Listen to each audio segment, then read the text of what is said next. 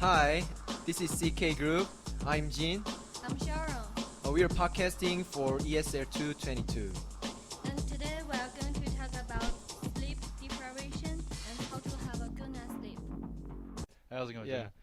Today I'm here with Brad. Yeah, nice to meet you. Jimmy? Yep. Nice to meet you too. Yeah, thank you for helping us. Yeah. Yep, no Yeah, okay. problem. Could you introduce yourself later? Yeah. My name What's your is major? Brad, and I am a junior here at Michigan State, communication major. Okay. Yep. Let me ask something. Okay. When do you usually get asleep in a day? Usually I try to fall asleep, or at least go to bed by about 12:30 So midnight. Sometimes do you have some problem or to get asleep? Yep. A lot of times when I drink coffee late in the afternoon, Yeah. like about 3 o'clock, Mm-hmm. I have problems falling asleep, or sometimes I've just been studying up late studying, and I can't fall asleep because my brain's still going. So, at the time, what kind of things do you do to get a sleep, or is I there just try to not think about anything and just kind of try to shut my brain down for the night and try to get at least 4 hours, 5 hours. and do you have any experience to go to hospital because of you don't have any enough sleep or sleep well? I haven't, but Yeah. my dad did because he Oh. has sleep apnea, but I haven't had that problem yet, Okay. and hopefully never. Yeah, I hope so too. Yeah. Yeah. Thank you. Oh, yep, Yeah. no Thank you problem. very much. Yeah. Yep, good Yep. luck. Yeah. Thank you. Hi Phil, this is Sharon and so nice to meet you here. Today we are going to take an interview kind of survey about the sleep. So here's some questions for you. Could you please first give some introduction about yourself? Again, my name is Phil. I'm a supply chain management major in the business college here. I'm Wow. a sophomore. Cool, we are the same major. Good choice. I think so. I hope so. And okay, so the first question is that when do you usually go to bed? I try to be in bed before midnight every night. That's If not, I try for it to be as close to midnight as possible. That sounds good. And how many hours do you usually take for your sleep? I try to get 8 hours a night, so I'm usually up at around 8 o'clock every day. Okay. So when is your first class? The earliest class? At 9:10. Oh, that's no bad. I think the 8 is the worst. Mhm. And the second question is, do you have ever stay up, or what's the reason for you to stay up? Sometimes reasons I have to stay up if I have a big test the next day and I'm cramming or a paper, then I'll be up late. Or if I'm just hanging out and just don't feel like going to bed. For the test, were you preparing for the test, or just feel nervous and you cannot go to sleep? What's your question again? For the test, you say you may stay up before the test, right? I mean, the reason is it because you are nervous about the test, or you are preparing for the test? More along the lines of preparing. Okay, that's great. And I think it goes on for the last one. How do you feel the next day if you get enough sleep at night? I usually wake up feeling refreshed, ready to go. So if you have enough sleep, you will feel very happy or something like that? How? Typically. Great. Okay, that's all for today's questions. Thank you. Thank you too. Bye. Hi, Mike. How's it going, Jin? Good. How are you? I'm yeah. doing pretty good. Yeah. Good. First, thank you for participating in our survey. Yeah. No problem. It's my pleasure. Yeah. Okay. So could you introduce yourself shortly? Well, I'm Mike. I'm a junior here, and my major is Spanish. So That's cool. Yeah. And here are some questions for you. The first one is that when do you usually go to bed and when do you usually get up? I usually go to bed around midnight to 1 o'clock in the morning, and I'm usually up around 8 a.m. or so. That sounds good. Yeah. do you have sometimes some problem or something disrupt your sleeping or? I mean, it's more or less just trying to fall asleep because I think about a lot of things before I actually really fall asleep. So it usually takes me about an hour or so to really actually fall asleep. So how often do you stay up? If I ever have to stay up, it's probably for like a school project or something if I pull an all-nighter. But I usually really don't have that much trouble sleeping, so I haven't really had an experience where I couldn't sleep. So That sounds great. Yeah. So after a good night's sleep, how do you feel? I usually feel pretty good, like awake and energized and things like that. So I'm usually really happy and. That's great. So we can see that a good night's sleep is really important for a person, right? Yeah, definitely. I have some question. I heard you had ever had some psychology class. Yeah. Did you have any information or learn something about the sleep or at the time? Trying to think, Yeah. trying to remember. Yeah. Okay. I would just say that a lot of people really do need their sleep because I remember something called REM sleep, where your mind actually enters, like really gets into a deep sleep. And if you actually don't get enough to where you get into that type of sleep, you'll actually feel very tired and very drained when you wake up. So it's very important to sleep. Wow, you're like an expert. No, thank you. But Okay. So, yeah, that's all for our question. Yeah. alrighty, thank you very much. Yeah. No, Thank no you. problem. My pleasure. Bye. Bye. Yeah.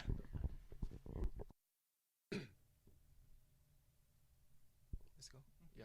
Sleep is one of the most important factors in our lives. These days, some people suffer from sleep deprivation. They have their own reasons that they could not sleep, and of course, the results of insomnia is also very different.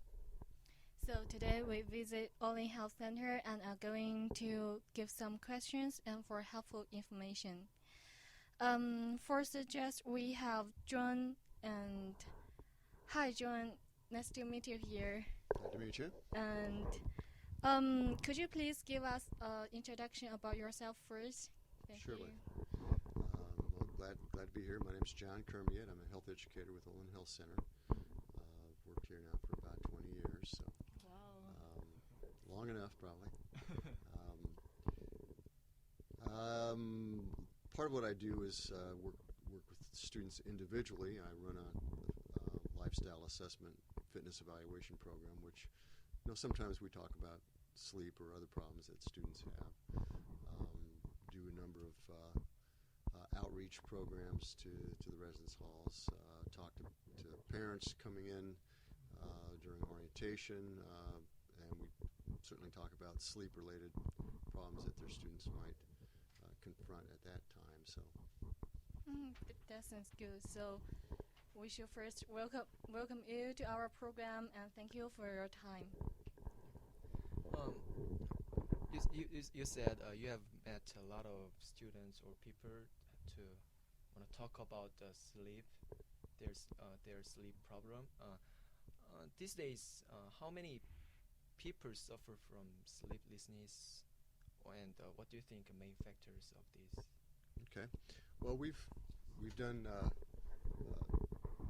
research since 2000. Every 2 years we do what's called the National Collegiate Health Assessment, where we ask students a variety of questions related to their health and problems that might result from those conditions. So one of the questions on there is related to sleep and sleep disorders, and asking, the question actually asks, did you suffer from sleep related problems, and if so, did that affect your academics negatively? So we know that based on that research that about 65% of students, MSU students, said that they experienced sleep-related problems, and about 27% said that their academics suffered because of it. So it's a huge number if you think 27% of the undergraduate population And by suffering academically, what they're referring to is getting a poor grade on a class, missing a class, needing to drop out of a class probably, but basically just didn't do as well as they could have. Okay, I think maybe I sometimes one of them. Okay, come to the second question. Some people like to stay up till late night. Do you think it is because of the modern lifestyle or something like that? Because I saw many students that maybe get used to go to sleep at about 2 or 3 a.m. in the morning, like that. So, do you think it's kind of because lifestyle?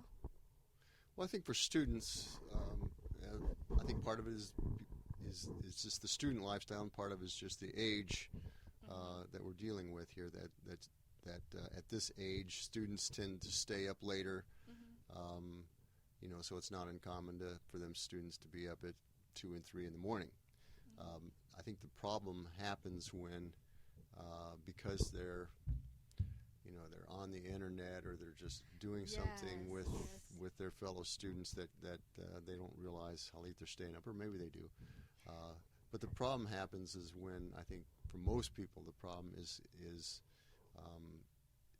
it sort of can be not getting enough sleep, or it can be actual sleep disorder type of issues. So they when they should be sleeping and they're ready to sleep, they can't sleep. They're either and part of that is stress. We know that a huge number of our students say that they experience stress. It's about 80% say they're overwhelmed a lot of the time. And if you're experiencing lots of stress, that may interfere with your sleep. So I don't think the problem is so much that the students necessarily are staying up late, but I think that's a contributing factor sometimes to them not getting enough sleep. Okay, got it. Yeah.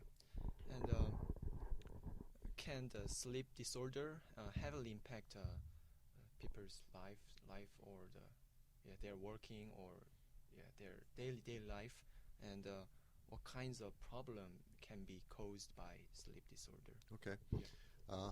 Well, certainly, I think for us, again, what we focus in on is the impact on academics, because that's what we're mostly concerned about. But there's been lots of studies that have been done that look at sleep disorder and problems that people experience, anything from ability to concentrate,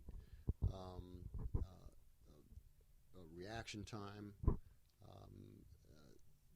There's a large concern now about people driving when they're sleep deprived, and that can certainly lead to major accidents. So there's the other, when you get more on a very personal level, people have less immune system. Their immune system doesn't respond as well, so they can come down with illness more frequently. Mononucleosis, mono, as it's referred to, is a common illness that students suffer, and a lot of that's because they're just too tired to fight off the bacterial or viral infection. So I think there's certainly wide-ranging problems that students can experience from lack of sleep. Okay, so could you please give us some solutions for this kind of problem? Because take an example for me. Sometimes I cannot help to chat with my friends a lot. Then when I look at clock, it's already 2 o'clock in the morning, so it's so late. Sometimes I want to go sleep early, but sometimes I forgot about the time or something like that. What kind of solution you can give us to solve this problem? Well, there's lots of suggestions that have been given for sleep-related problems, and some of these you can find on the internet if you just go in and Google sleep disorder. But you'll get a variety of things. But a lot of it comes down to is trying to establish some regularity in your day and in your evening, so that if you can and it doesn't have to be real strict, but trying to go to bed at the same time, trying to do something relaxing right before, like reading or listening to music. Trying to avoid certainly heavy caffeinated drinks towards the evening, so coffee and pop and chocolate and that kind of stuff. If a person is really in bed and they're just lying there and they're not sleeping and they know they should be sleeping and they're not sleeping and they know they should be sleeping, what's usually suggested that the person actually get up and do something else as opposed to just lying there. Get up, maybe watch some TV or do something as opposed to just being in that same place in that same kind of a cyclical biofeedback type of trap that they're in. People who tend to exercise on a regular basis tend to sleep better, which also helps them manage stress better. Other stress management things that students can do will also help them sleep better. So if you're the type of person who likes to talk to family and friends, for example, to counteract stress, or find something that can make you help you laugh frequently. So there's lots of things that a lot of it I think comes down to really sort of admitting that you have a problem, and that's like with a lot of things. Once you know that you're kind of caught in a cycle where you're not getting enough sleep and you're actually quote sleep disordered, then you can. I think there's steps you can take, which are a lot of them are pretty simple steps, but that might help you sleep better. Yesterday we had an interview with some students, and they mostly the reason they cannot get a good sleep is the workload or some study or stress about academics. Mm-hmm. So are there any students who wanna have some prescription and medication to get a good sleep? Or well, sometimes I think if it came down to that, to a point where they're just really suffering, there are some over-the-counter and stronger medications that students can take, but I would try the other things first. I would try some of the other change in lifestyle type of solutions before you actually got into drugs or medication. I think that you mentioned the academic workload, and certainly that can be part of it. But when you look at most students who have problems with sleep related to stress related to the academic workload, a lot of those students are they're putting off the academic stuff that they need to get done.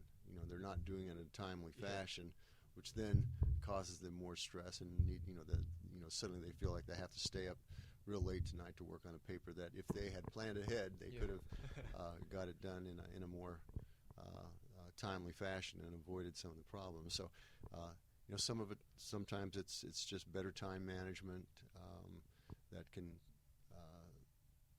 help students so that they don't get so stressed out that it affects their sleep. So I would say that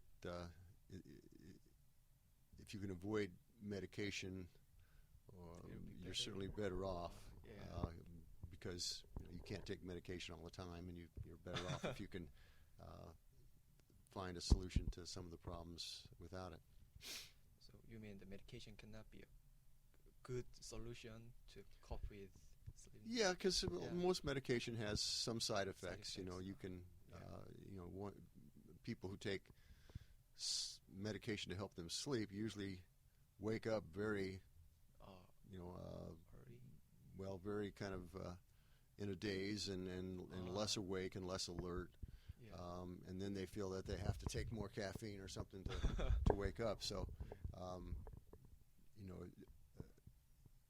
most people, if they can get a good night's sleep if they maybe change some of their behaviors and patterns that have gotten them into some sleep deprivation. Spring break's coming right now, and most students are going to go home or whatever and sleep more, and that's good.